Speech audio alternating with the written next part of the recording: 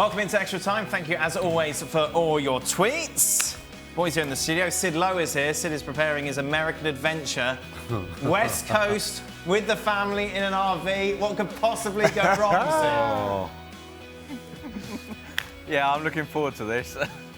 Stevie hasn't been the most enthusiastic proponent of this trip.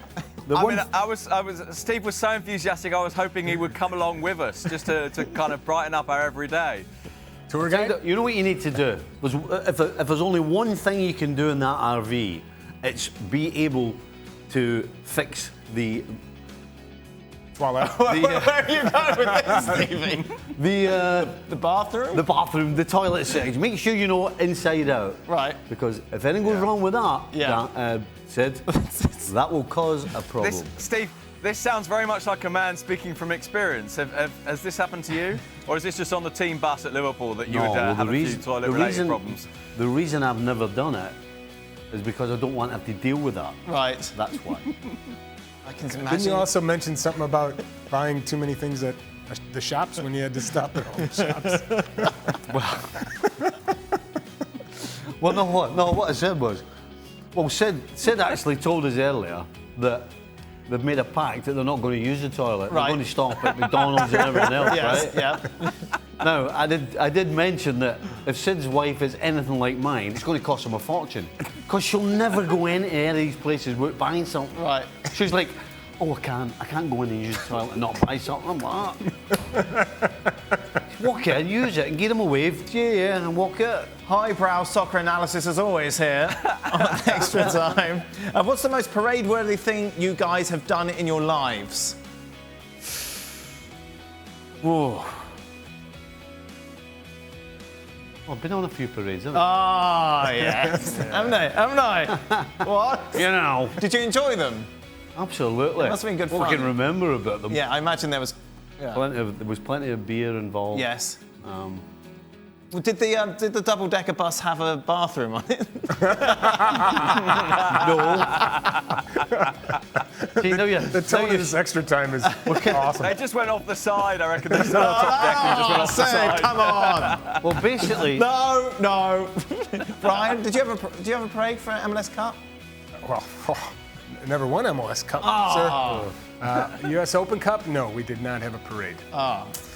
And, yeah, no. I think it has to be something extremely big. So, unfortunately, nothing comes to mind. Sid, what have you done that's been parade-worthy in your life? Nothing.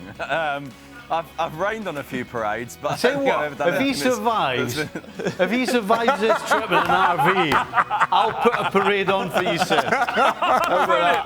We will deliberately. We will change course. If we get to the end of it without anything going wrong, we will change course and we will drive all the way from San Francisco all the way to Bristol so that Steve can give us a parade through the streets. If you don't crash, get divorced or get arrested, I'll put a parade on for you. Although, to be fair, Sid, after University Challenge, you could have had a parade of just people throwing rotten tomatoes at you after that extraordinarily bad performance.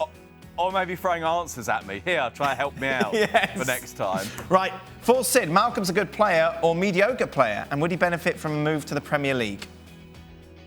Well, I think he would benefit from a move to anywhere where he plays regularly. And I must admit that, look, no one is going to pretend that he's the greatest player of all time. But I think on what little we saw of him at Barcelona suggested that he probably deserved for us to see him a bit more. He probably deserved a bit more game time. And in a team in which the manager gives him confidence, a team in which he plays with space in front of him to run into, I don't see any reason why he shouldn't be a reasonably successful signing for someone. Probably not anyone in the Premier League of the kind of the best 3 or maybe 4 teams, but maybe just about anyone else, yeah. This is from Brian's suit. What is Brian's favourite suit?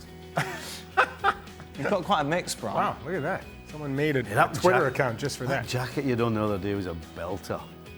The blue glitzy one. Yeah. It was a stoter. Thanks again, Louis. Thank you. Yeah, I think my favorite suit. He's really taking it seriously. Your birthday suit? Oh, dear. Are we talking about a jacket or the suit? Oh, I care less. Who knows? I have no idea. What if Klopp manages City and Pep manages Liverpool, Stevie? What would change?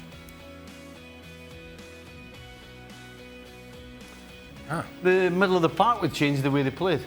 Right. Klopp has his three in the middle, basically worker bees, getting the ball, giving it to the front three, harrying, chasing, a lot of hard work. Whereas Pep's City, there's a lot more. He's looking for a lot more football from them. Would Klopp win the Premier League with that City side? Well, you'd have to say they've probably got the strongest squad, so I would say yes. And for that reason, not. And would Pep win the Champions League with that Liverpool squad? Well, I don't know, because I'm not sure he would. Liverpool's three in the middle, if they played with three under him, wouldn't. I don't think they'd be good the way that City play. Right. So maybe not. But the outside backs at Liverpool are very important. And for But that's why he also- plays with the three in the middle, who the workers, and then you've got the two wide guys going up helping the front three. Whereas Pep wouldn't play them that way. Liverpool wouldn't play the way they do now under Pep. Right. Final question. If Sid, Stevie, Brian and Dan started a band, who would sing, who would be the dancer, and which two would work the drums, guitar? By the way, you can invite Julian. He would be a smooth hype man. Where are we going with this? There's only one lead singer.